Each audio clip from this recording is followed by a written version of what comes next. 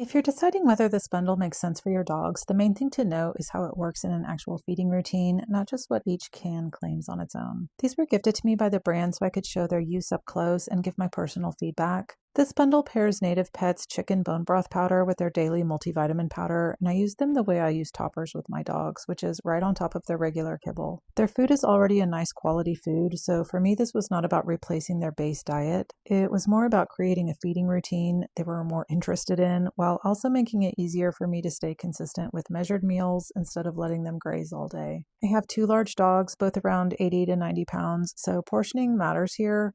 What I liked is that both products are straightforward to use. They're powders, they both come with scoops, and they're easy to add directly to a bowl without turning feeding time into a whole extra process. If you open one and don't see the scoop right away, I would check down in the powder first because that can happen with this kind of packaging. The bone broth side is the simpler of the two in terms of ingredients. The listing says organic chicken broth, organic chicken protein, and organic sweet potato flour.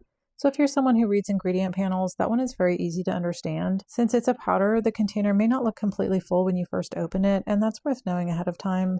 So you can sprinkle it on dry food like I did, or mix it with warm water if that works better for how you normally feed. The Daily Multivitamin is the more all-in-one formula. It's positioned as a single daily supplement with collagen, glucosamine, chondroitin, probiotics, DHA, taurine, and other added ingredients in one container. So instead of juggling a bunch of separate add-ins, this gives you a more consolidated option. It does have more going on than the broth, and that can mean a more noticeable smell to humans, but for me, the more relevant question was whether my dogs would actually eat it, and they did. And that part matters to me because with powders like this, some dogs love them and some are more particular.